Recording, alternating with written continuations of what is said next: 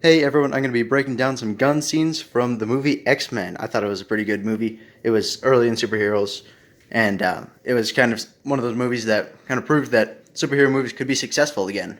Along with Blade, it was a movie that didn't have great special effects and wasn't that great, but it was lucrative, and it proved that more superhero movies could be made.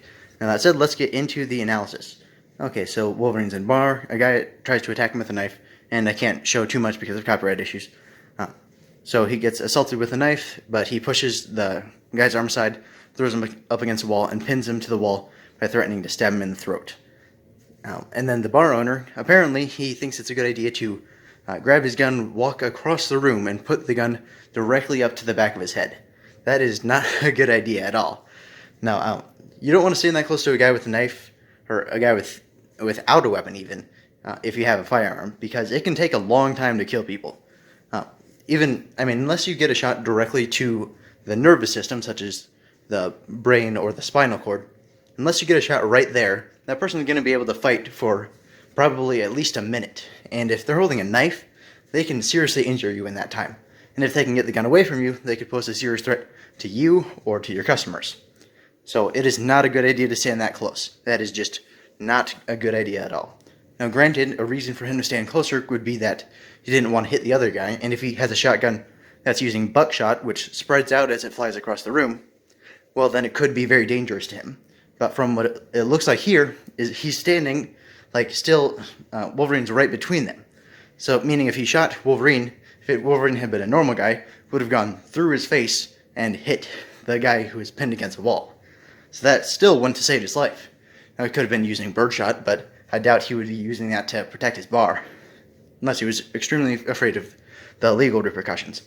What would have made more sense would have been for him to go diagonally across the bar, so that if he shot Wolverine, then the pellets would go through him and wouldn't hit the guy who's being pinned to the wall. So that would have been the proper way to handle that situation, in my opinion, but staying behind the bar and threatening him verbally would have been another good way to go about that. And Wolverine whips around and slashes the gun in half at the chamber. Now, this is really cool.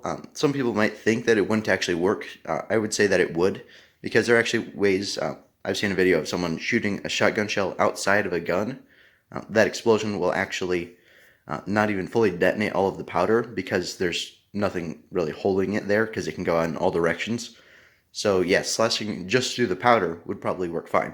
If he happened to hit the part at the back that ignites the powder, the essentially explosive that will set off the rest of it, then he might accidentally end up firing the gun and, shooting himself. And although it probably would have lost some of the velocity because his claws were coming through the thing as he was slicing it, so in order for him to hit the firing part, his claws would have been probably already at least a quarter of the way into it, so it would have lost a ton of power because his claws would be blocking some of the pellets. But there would still be some that came through, and there's a chance it would go through him and hit the guy behind him and hurt him. So there's a remote chance of injury, but probably not a huge chance of anything that could kill the guy. So yeah, I would say that would probably work pretty well. Now, another scene is Magneto pulling the guns out of the hands of a bunch of police officers who are attempting to arrest him. Not sure exactly how they got there, but the police are trying to arrest him. So, or I suppose it could have been Professor X trying to contact them. Yeah, he was in the car, right? Don't know how he got it there so fast, or why he didn't try to use his mind to warn anyone else there, because it seemed like getting the police there and driving there would take longer than, getting into the Cerebro and warning them verbally, but whatever, that works too. So Magneto pulls the guns away from a bunch of police officers. Now this is really impressive for several reasons. First of all, when you're pulling on the guns, their fingers are on the triggers. So if you're pulling on the gun, you'd have to pull directly on the trigger. Otherwise, the cops could be pulling the triggers, and then you'd have the guns going off, and you'd have to stop all the bullets. And Magneto even implies later that he would struggle to stop all of the bullets going off at the same time. So that's something that would take an immense amount of concentration. You need to be pulling directly on the triggers. Now, another way you could get around this would be essentially pulling back on the firing pins as he pulled the gun forward, which again would take immense amount of concentration. So it really goes to show you how powerful Magneto is, because you couldn't just do this with regular magnetism. If you just had a regular magnet, well, first of all, it would pull so hard on the front of the gun, that would probably like rip the front of the barrel off or something like that. But yeah, that would be pulling immensely hard. It would be remarkable. But of course, I don't want to bring too much real science into this. I just want to say that assuming Magneto can do all these things, it's really impressive that he was able to keep all the guns from going off.